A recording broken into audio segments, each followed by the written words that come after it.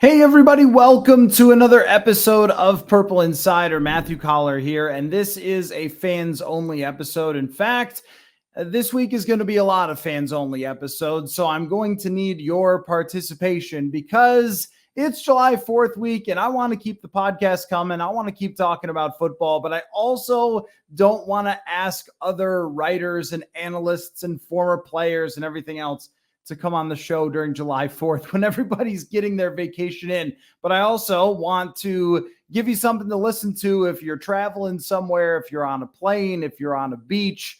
So we'll have some episodes, and maybe I'm always trying to cut down the length of some of the answers. Maybe I can go in complete depth with some of them. Although, I guess I go on and on no matter what. So would really appreciate all the questions. If you go to purpleinsider.com, you can send me an email there, or Twitter at Matthew Coller is a great place. Twitter still works in the DMs, doesn't always work in a lot of other ways, which brings me to the next thing, that if you sign up for the Purple Insider newsletter, even on the free side, so if you go to purpleinsider.com or purpleinsider.substack.com, either way will work, and you click on the articles on the website there, you'll see a spot to be able to sign up for the newsletter. Just put your email in. No charge if you don't want to, but you can sign up to get all the articles sent right to you if you want to become a supporter of Purple Insider. But here's what I'm getting to is I'm going to be gathering a lot of the questions now from the chat function that Substack has created. So we're going to make our own little kind of Purple Insider Twitter, if you will, only for people who know football and enjoy talking about it in a fun way. But also it's a great place to ask me all of your questions. So go there, sign up, and you can be a part of the chat, which I'm always paying attention to, responding to. So if you have direct questions or topics or ideas, that's a great place to do it. Okay, so again, purpleinsider.com, you can find all of that. And the fans only, it's going to always be a part of what we do from here on. So let me get into your questions. I've got a lot of them from the newsletter chat, actually, since Twitter over the weekend only sort of kind of worked. But then on Sunday, it mostly worked for me. I don't know. Maybe we all need to spend less time on social media anyway. Folks, I've been wearing Oakleys now for a few weeks, and let me tell you, there is a reason that Justin Jefferson and a bunch of other football players wear these things, because they are awesome. I've got the matte black prism sapphire polar sunglasses on, and I've been doing all sorts of summer things with them. I've been hitting golf balls in the water, jogging, playing basketball, getting sunburned, but my eyes are in good shape. I have been missing out on this experience for a long time. They are so comfortable. I can wear them all day and never get tired of having them on. Oakley is changing the game, and it's time for you to discover a whole new world of possibilities with your eyewear. They are suited for everyday eyewear with frames and lenses, allowing you to be an extension of yourself, an expression of your personality more than meets the eye. So make a sunglasses upgrade now at Oakley.com. Oakley offers prism lens technology. What the heck is that, you ask? Well, I'm looking through it right now. It is a proprietary technology to Oakley and available for everyday settings as well. If you want to know more, and I know you do, go to Oakley.com and do your own research. And while you're at it, get yourself a pair of everyday glasses that will be sure to change your look for the better. When you wear Oakley, there really is more than meets the eye. Try it for yourself. I've worn sunglasses in the past, and I can assure you that Oakley is the best looking and best quality out there. So go on over to Oakley.com for more information today. Oakley, express your style and build a look that's made for you. Let us start out, though, from the newsletter chat with Hunter. Would you still consider the trade for TJ Hockenson a good trade if he doesn't end up getting extended? What is your perception of the trade predicated on whether or not they get a deal done? Is my perception of the trade predicated on that? Well, I would say yes and no, because in the way that he really helped them compete last season, it was a win now type of year. It was a last dance attempt type of season, and going all in and trading a draft pick for somebody who really, really helped, especially in the playoff game where I know TJ Hockenson got tackled on 4th and 8 on the check down. So that's kind of what it's remembered for. but he was absolutely terrific in that game. He caught 10 passes, and he was Kirk Cousins' main target as the Giants did everything in the world they could to shut down Justin Jefferson. He could not have been better in the small sample size that they had for Hawkinson. Far exceeded any expectations that I had, and I thought it was a good all-in trade, but I didn't expect him to come out in the very first week and be dominant against Washington and then pick up the offense as fast as he did. I thought that, maybe it would be a 3-4 week process, and instead, such a high football IQ player that Hawkinson was able to make even more impact. So if you were saying, hey, this team is all in, they're really going for it, and they gave up that second round draft pick to get a guy who caught 70 passes between the regular season and playoffs for them, I think that was worth it on its own, considering the circumstance. We have to kind of go back and think about when they made the trade, where they were feeling like, look around at the NFC. Is there anything special here? And I don't think at that point yet we really understood how good Philadelphia was, and San Francisco, who knew about their situation. But you're looking at a couple of teams in the NFC saying, who's really special in this NFC? And maybe turn around that defense a little bit. Now, I know that didn't happen, but the logic behind the trade was very sound, that there wasn't a lot of special teams. There wasn't a Mahomes or a Josh Allen or a Joe Burrow in the NFC. So why not go for it, get this key player? And Irv Smith was hurt as well. Try to lean on your offense, score as many points as you can, and have a chance to compete in the playoffs. I cannot be down on that logic, regardless of what happens in the future with TJ Hockenson, because one of the criticisms that we often have for the Minnesota Vikings is that they're not really going for it. They're kind of making sure that they stay just above average and in the middle, and at least they're in the playoffs.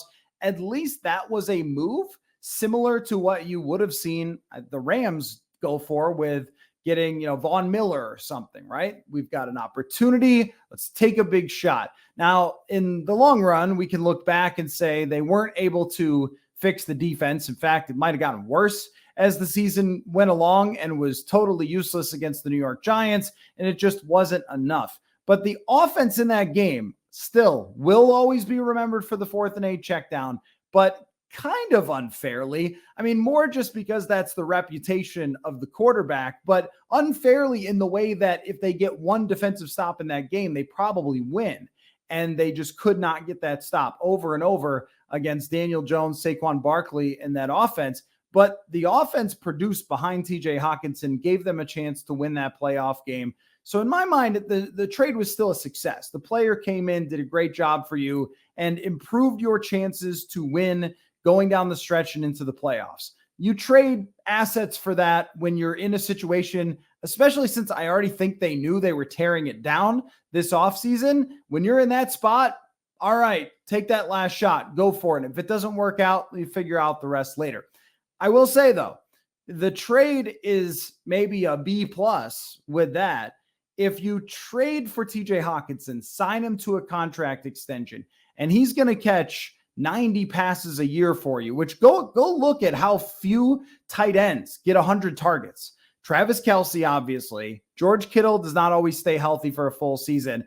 There's like 4 from last year, guys who had 100 targets, and TJ Hockenson was right there behind only Travis Kelce, who's just on a different universe with Patrick Mahomes. I mean, there's a case for, as far as the receiving tight end, that TJ Hockenson was the best in the entire NFC last year. So if they were to sign him to a contract that was similar to some of the best in the league, the Darren Waller type of contract, the Dallas Goedert, say it's between 15 and 17, $18 million per year.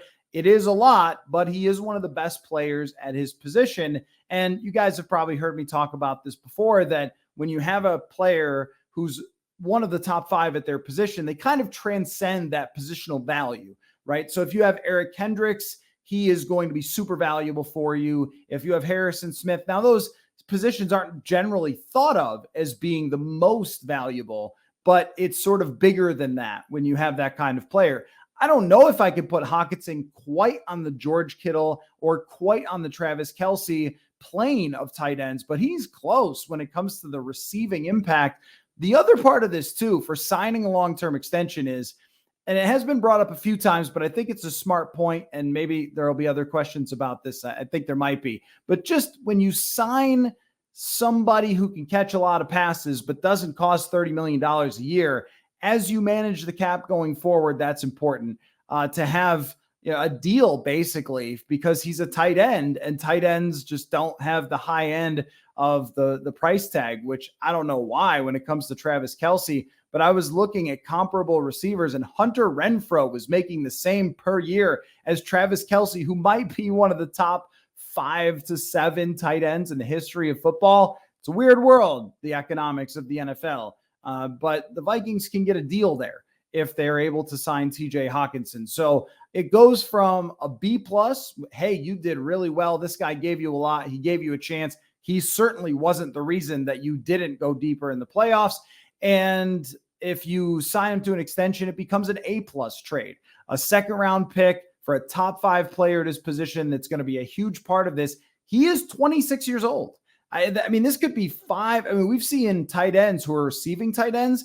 Some of them have aged pretty well. So you're talking about maybe 5 more years, 6 more years of his prime. And what's the main goal? What does everything filter back into, right? It's the next quarterback and the situation you can give him. And if you're able to sign Hawkinson to an extension, a 5-year extension through the rest of his prime, then you're dropping a quarterback in here with Hawkinson as the security blanket, and also a guy who had a lot of contested catches last year. You could throw the ball up to him. You can use him for yards after catch. He's pretty good at running with the football. And then an offensive line that's been built through the draft. The greatest receiver in the world, assuming Jefferson signs an extension, a first-round draft pick in Jordan Addison. That's a lot to give somebody. And when we look at the success of a Joe Burrow, a Patrick Mahomes, or a Josh Allen, there is something that they have in common. And I'm not saying they wouldn't be great or make other people great, because they would. But Josh Allen takes his big step when he gets Stephon Diggs. It's pretty darn helpful to have Jamar Chase, T. Higgins, Tyler Boyd, in Cincinnati. And then in Kansas City, yes, they did it without Tyreek Hill, but they still had Travis Kelce. And when they won their first Super Bowl, Tyreek Hill. So as many weapons, and in the biggest moment of the Super Bowl against San Francisco, it's Tyreek Hill run down the field. And Tyreek has an argument for being a top 3-4 receiver in the entire league. So if you kind of look at it that way, if you can drop a young quarterback into a situation where he's got people to throw to, it's very advantageous. So it becomes an A plus. You would trade a second round pick for a top 5 player at any position except for maybe kicker. Maybe this team would actually trade one for kicker. They traded a 5th for a guy who couldn't make the team as a kicker. So, maybe it's a sliding scale there. So the point is, I think they did a good job in the moment, knowing that it was not a sure thing if he signs an extension. But if he does, then it becomes a great trade for Kwesi Adofo-Mensah to put on his mantle. All right, let's go to the next question. This one comes from Nicholas M1993. Is it possible a Kirk trade could still happen before the season? Perhaps a Sam Bradford type of situation if a contender has quarterback issues in training camp. I tend to think, well, you say it's possible. And so anytime you ask if something's possible, I always want to say, yeah, I mean, anything is possible, as Kevin Garnett said, and I would tend to agree with him. There have been trades and moves and things that have happened in the NFL or in pro sports that I never saw coming in a million years. And how about a Teddy Bridgewater massive injury and trade for Sam Bradford? I never saw that coming. And if you did, then you need to bet on sports and make $1 bazillion. So no, there are things that are unforeseeable, but this one is a pretty big stretch. I would not put this bet down, in part because the biggest difference between the Bradford situation and the Kirk situation is Carson Wentz. So if the Vikings had drafted a quarterback, say they took Will Levis with the 23rd overall pick, and then they like what they see in training camp, and okay, well, Will Levis is playing pretty well, and oh no, the 49ers have all their quarterbacks get hurt because that's what they do. And now they're calling about trading for Kirk Cousins. The other part of it is the no trade clause. So he would have to be going through the offseason training camp. He's got his family here. He's got the whole deal. And then all of a sudden, hey, Kirk, by the way, would you like to go play for Arizona? No, that's not going to happen. It would have to be such a precise situation, and it would have to be a huge return. It couldn't just be a second and a third round pick. It would have to be probably multiple firsts that someone was offering. I mean, a first round pick for next year, maybe. But the issue with that is, are they willing to throw this entire year in the trash? Because there's nobody else. There's no one that you can turn this thing over to. Jaron Hall is not going to be ready to play. He might never be ready to play. And Nick Mullins has started before. And look, if you're a pro tanking person, you're like, I'm very interested in this scenario, because the last time Nick Mullins played quarterback for the 49ers, they landed a Bosa and he won defensive MVP. So that worked out pretty well for them. Turns out drafting high is good. The Vikings should try it some year ever. But that's probably a bridge too far, because there's no one to hand it over to. There's no one to sell on. This is exciting. This other person is coming in. Even if there was somebody to sign, who could, if there was a quarterback who was out there that was holding out and they wanted a bigger contract and they were waiting to see what was going to happen, and the Vikings called them up and said, all right, Brett Favre, come back. But there isn't that quarterback. I mean, Ben Roethlisberger. Now, look, that would make some Vikings history. Phillip Rivers, the recently, Tom Brady, maybe. But now we're talking about scenarios that are probably completely impossible. And that's kind of how I see this one. I look at this season as they are going to try to have the best possible offense that they can have. And they're going to try to win the division, which they could.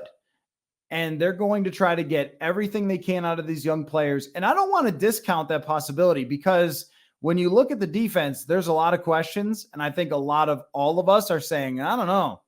I don't really recognize these guys. I don't know what they're all about. But last year we knew all the names, but they didn't really always look like the guys that we knew. And they were so incapable of creating pressure last year.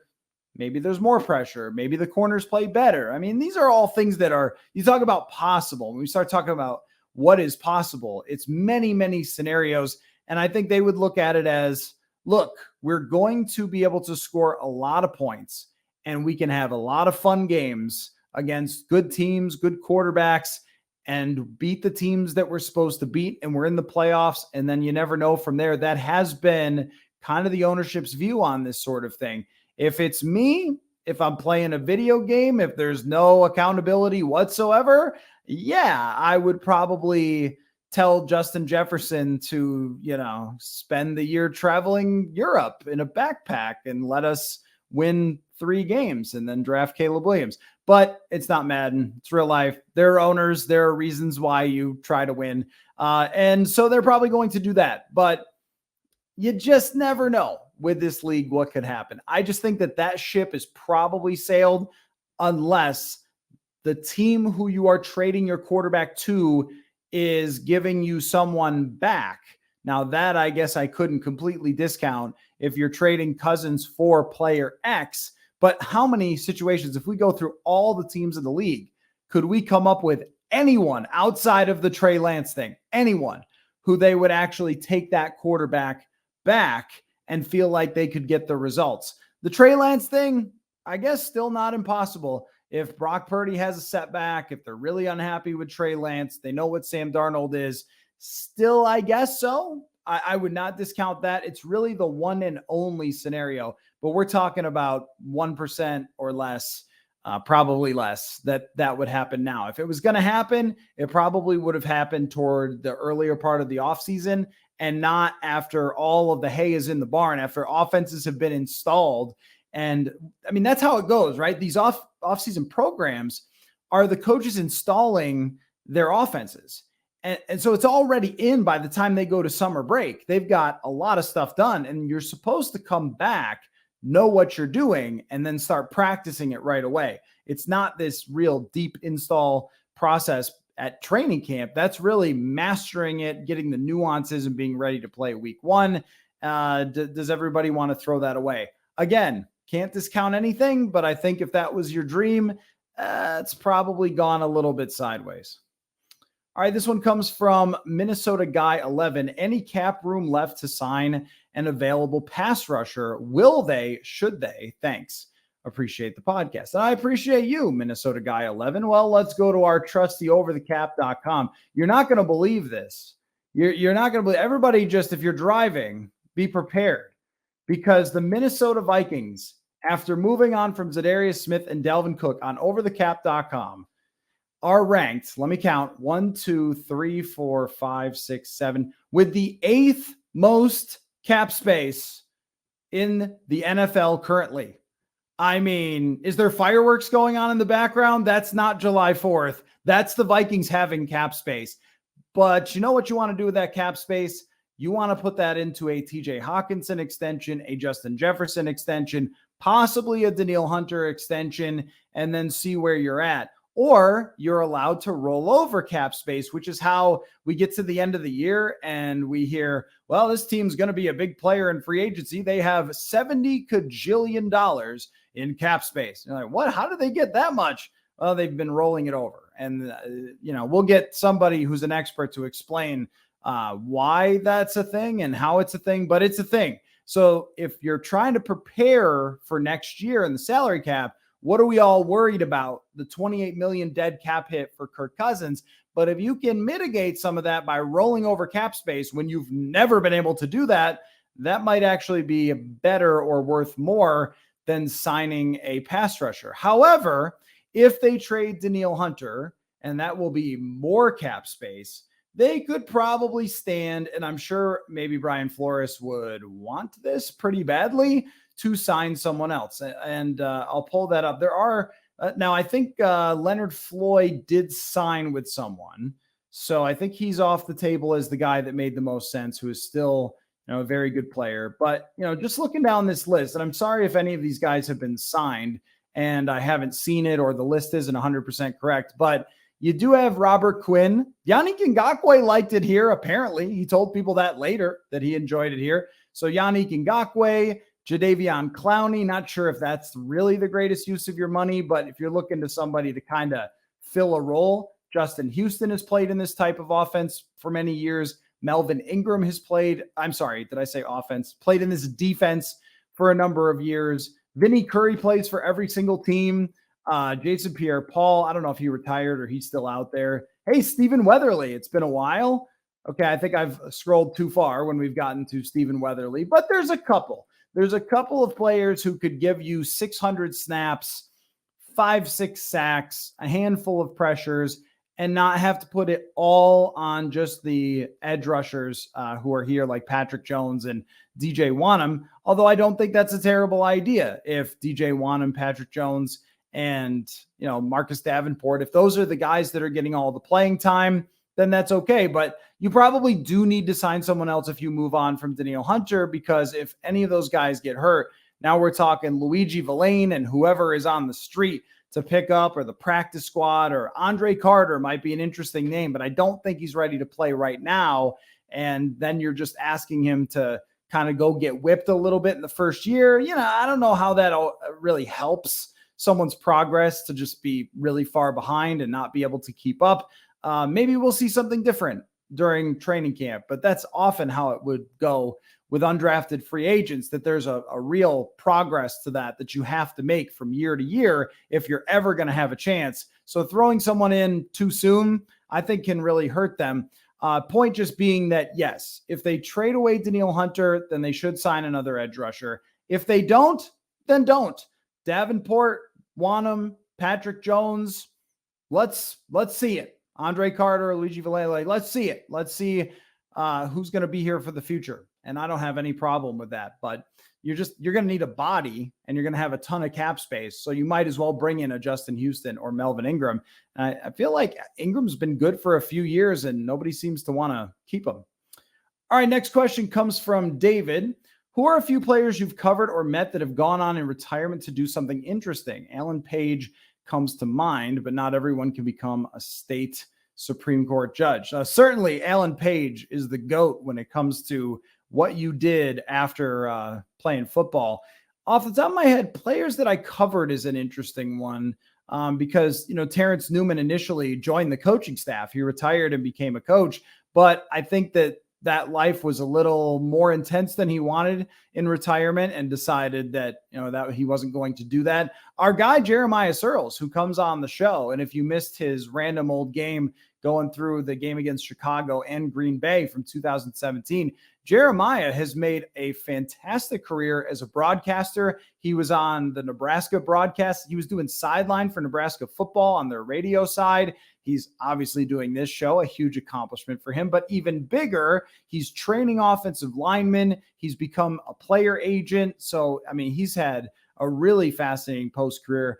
Thinking in terms of just Vikings history, there's a few players who have tried and maybe didn't have the most success trying to be politicians as of recently, a couple of them. But, we won't get into that too much, but that's one path people can take. Randy Moss and Chris Carter have both become actually really successful broadcasters, which who had Randy Moss as becoming a very popular ESPN broadcaster on Sundays? I guess I thought that Randy Moss was going to disappear and just go fishing every day for the rest of his life, but he's actually turned into a really fun part of that Sunday morning broadcast. Scott Studwell was a part of the Vikings scouting staff for a really long time. Ahmad Rashad, best friends with Michael Jordan, and also a really accomplished broadcaster for a long time. There's a lot of them, and I'm sure that you could go through. I think, and I'd have to check on this, but Zach Line, the former fullback, has done a lot of really charitable stuff. But there's a lot of these football players who go on to do great things. And I wish I had a list where we could just go through every single one. Like when you go back to your high school reunion or something, like, oh, he became a this. So, there is a lot. I don't have a complete list. I see Brad Johnson is, or at least he was for a long time, making trick shots of him shooting basketballs over his head and throwing footballs into his baskets there. Maybe Brad made enough money to just do that for a time. So yeah, there's a lot of them. There's a lot of great names throughout Vikings history who have gone on to do a lot of stuff. So that's a good one. And I'll get back to you if I learn about more. I'll do a little more research on that one and check it out. But those are the first ones that come to mind. This one comes from Jeff. I think one reason that Dante Culpepper is overlooked by Vikings fans is the malaise caused by the debacle of 1998. He was an overall losing QB other than one season, didn't lift them up beyond mediocre. Well, yeah, there's also a part of Viking fandom that's just football fandom that's different today than it was then. We have access to so much more information. Think about this. When Dante was playing, they were still blacking out games. There's that part. I agree with you that in general, though, when Dante came into the league, went 11-5 and put up the type of numbers that he did, I think that it was fair to say this is the next Fran Tarkenton. This is the guy. He's on a video game cover. He's going to take us somewhere. And for a lot of different reasons, he didn't. You certainly can't put it on him that they didn't. He did his part, which was to have elite offenses, and they had horrendous defenses. I think in 2004, they were like 26th, and in 2003, they're 23rd. The ownership did not put up the type of money that the Wilfs put up now to go get free agents to improve the team and so forth. And then you had the whole Scott Linehan thing from 2004 to 2005. So, there is a lot of mitigating circumstances there. But also, yeah, they had a lot of moments during those times with Dante Culpepper that were volatile because he was a volatile player. I think for the time, he was one of the best quarterbacks in the entire NFL. And that's what I mean. Those 500 seasons, 03 and 04, you go back and look at how he played and you can't really pin this on him. And I think it was 03 where they lost like 6 one-score games or something like that. And we kind of know the randomness, but I think that's not really your point to debate. Was Dante good? Of course, Dante was good. He was not Peyton Manning, who could take a team that was good and flawed and win 12 to 14 games with them because he did have shortcomings. And one of the reasons that the defense gave up so many points was that he did get sacked a lot. He did turn the ball over a lot. And he was very volatile. You'll see games. I mean, when you even just go through the box scores, you're going to see some crazy games. And then you're going to see some turnover games, some fumble games, and things like that. So the high end was very, very exciting and sort of in a different universe where their defense was good. Their ownership was different, just circumstantially. And he had longer than you could have seen a couple of those pop-up seasons. And I don't know how long it's been since we've kind of talked about this, but I settled a couple of years ago on a way to create quarterback tiers. Because what we always want to do is say, well, this guy was number one, this guy was number two, this guy was number three, kind of do it that way. But I've kind of come to look at it as if you have Peyton Manning, then he's going to play for your team for 10 years and you have 10 shots to win the Super Bowl. Every single year Patrick Mahomes plays, his team will go in with Super Bowl expectations and have a realistic shot at that. Sometimes good or bad luck will impact it, but he's that good. And so that's your generational player, your Hall of Famer, there is no question you are a GOAT. All right. So that's like a handful of guys. The next level down is the great franchise quarterback who over a 10-year career will give you maybe 5 shots. That your defense has to be good for him to win. This is like your Phillip Rivers. He's got to have weapons. He's got to have a good coach to really compete for a Super Bowl. But if you've got all those things, he can do it. That's your Matt Ryan. I put Eli Manning in this same category where you can go through their careers and find 5 or 6 seasons where they have a chance. And then the next level down is kind of your Kirk Cousins where it's going to be once, maybe twice in a career. If he plays for 10 years where everything comes together and maybe you can Trent Dilfer this thing and win. And I don't mean that Kirk is like Trent Dilfer. I just mean that he's a better comp to Joe Flacco, right? Pretty successful, pretty good quarterback, had some good teams and really had one serious shot and won it. There were probably a few other times that they were there, but you know what I mean? Like a Joe Flacco level quarterback that gets 1 or 2 real shots to win. And sometimes they do. And we've seen that from time to time. And then beyond that is the guys that you simply cannot win the Super Bowl with, but are starters. Like, I don't know, like a Tyrod Taylor or an Andy Dalton, or, there's a handful of guys where even if you have a great team, it's probably just not going to happen. I would put Dante Culpepper somewhere in between the Kirk and the Matt Ryan tier. So if he had everything right, he could definitely do it. Is he going to give you 5 or 6 shots to win the Super Bowl? I'm not sure. Maybe it's more like 3 or 4. But do any of us think that if Dante Culpepper played for a whole career and had the 08, the 09 teams that got better, that drafted and built defenses and got better, that he wouldn't have had more shots? I mean, I think at the end of the day, maybe he is in that tier of guys that are imperfect. Does anybody think Phillip Rivers is perfect? He's not. That are imperfect, but gave their team a chance maybe 5 times. And he did make the NFC Championship. I mean, so, I do think that the guy goes to Lambeau, beats the Green Bay Packers. He had a chance probably where he would have been given multiple opportunities to have a Super Bowl team. That's where I would put him. He's not one of the greatest quarterbacks of all time, but when the peak was peaking, he was really good. But that's really, your point was more about this is why he's unappreciated. And I think you're right. I mean, I do think that 98 thing did not go away quickly, that it did exist over the entire Tice era as kind of this black cloud of we had this chance and it didn't happen. And there's a lot of the players that are still here. And you've even seen that with 2017, when you come this close and it doesn't happen, that does kind of rest over your team. So that's an interesting point about that. I just think that, when we look back at Culpepper, he deserves appreciation for how good that run was, and also goes under that category of kind of what could have been if more things had been going right with the roster.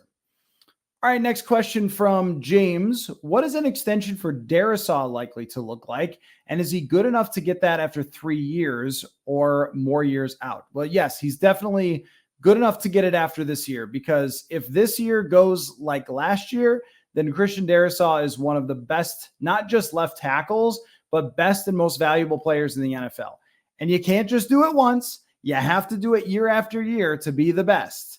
And, we'll see if that happens. He did have some injuries, but if he does, then we are talking about elite money. We are talking about Laramie Tunsil type, big time, best of the best type money. Let me see if I can figure out kind of who has the most guaranteed money. Well, there actually isn't a ton. You'd be surprised how few left tackles there are in the NFL that are making massive, massive money right now.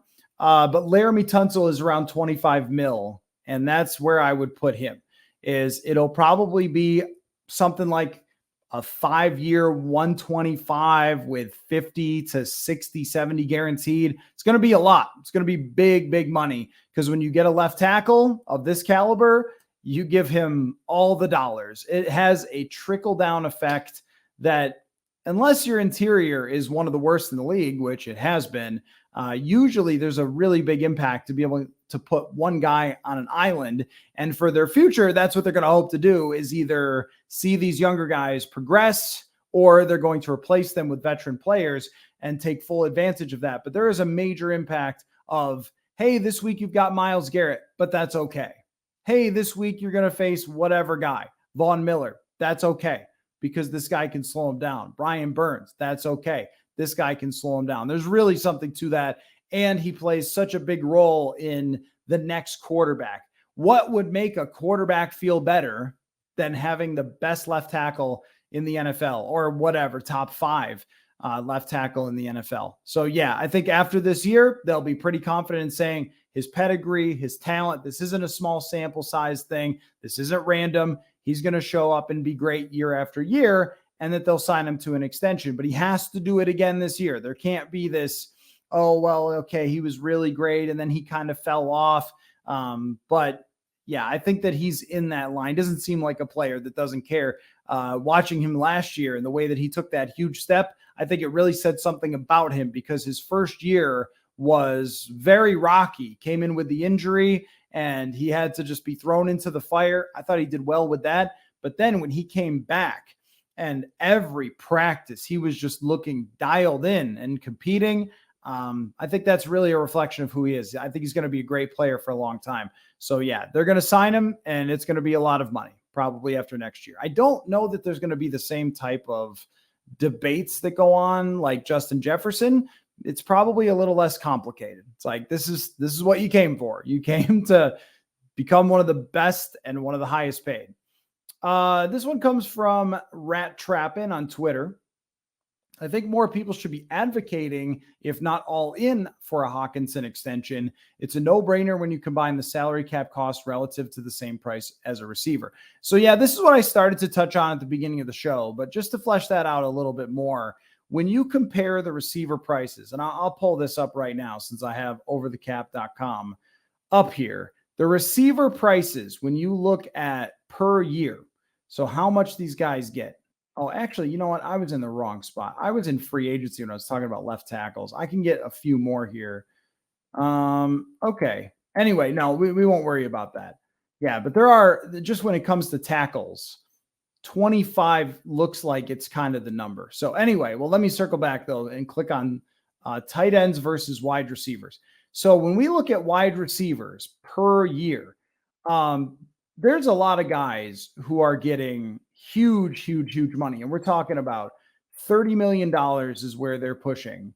And when you compare that, let me take a look here, what the contracts are. Tyreek Hill, 30. Devontae Adams, 28. Cooper Kupp, 26. AJ Brown, 25. I mean, those are your top wide receivers. Very, very expensive. Your top tight ends in comparison, let me pull that up here, are a lot less. Let's see. Per year, 17 is Darren Waller, 15 is George Kittle. So think about how valuable George Kittle is to San Francisco. He's half as expensive per year as Tyreek Hill. That's a pretty big deal. So if you have somebody who contributes majorly to that offense in the passing game, and you can pay almost half or a lot less at a discount. I don't think he's taking 15 per year, but it's probably going to be 18, 17. I think he wants to reset the market. I'm sure his agent does after what he meant to them last year to get paid more than Darren Waller. Waller signed last year right at the beginning of the season. I'm sure he wants to top him, but let's say it's 17 and a half.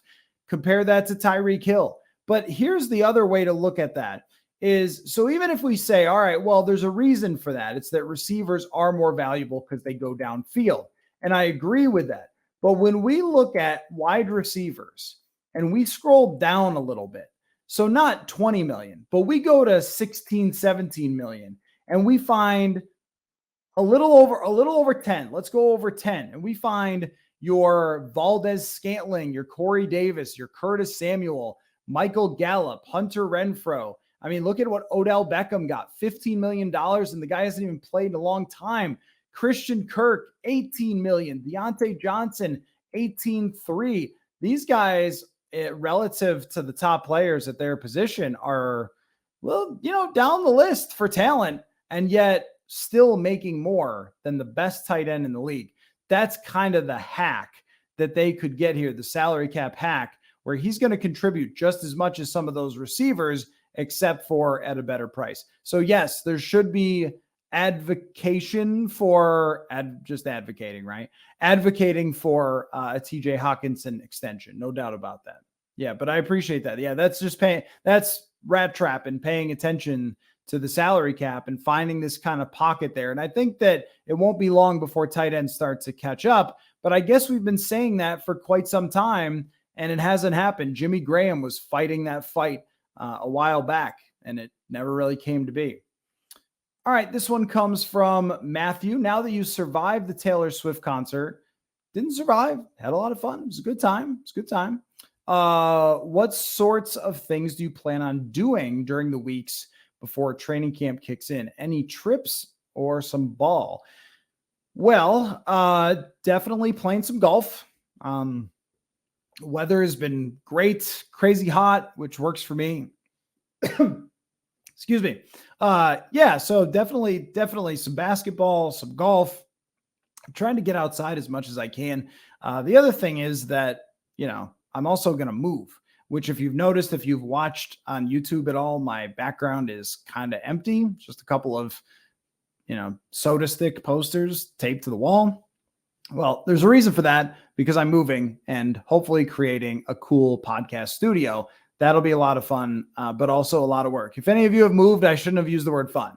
It's going to be a lot of work to do, and I'm trying to do it all before training camp. So that's going to take up a really big amount of my time.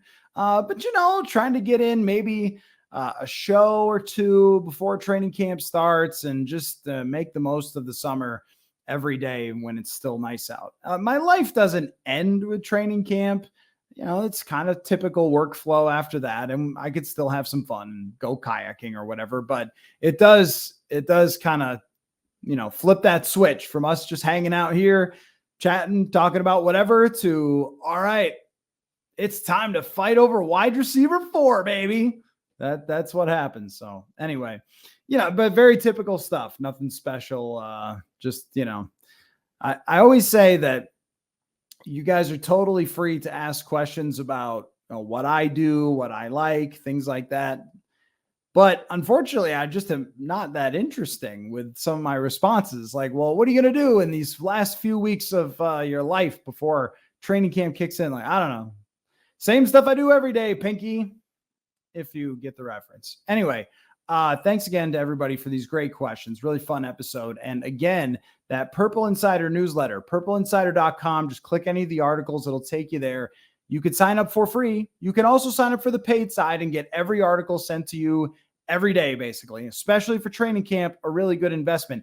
But if you don't want to, but you want to participate in the Purple Insider chat, it's for cool people who are not going to fight you like a crazy bot on Twitter. So if you want to do that and you like what we do here, go ahead and sign up for that. So thanks again to everybody for all the contributions as always. Please send more questions, because this week it's just going to be me and you. Maybe I'll go live on YouTube a couple times, but not asking anybody for their help for this week. I think everybody wants this week off. So, all right. Thanks, everybody. And we'll talk to you again soon.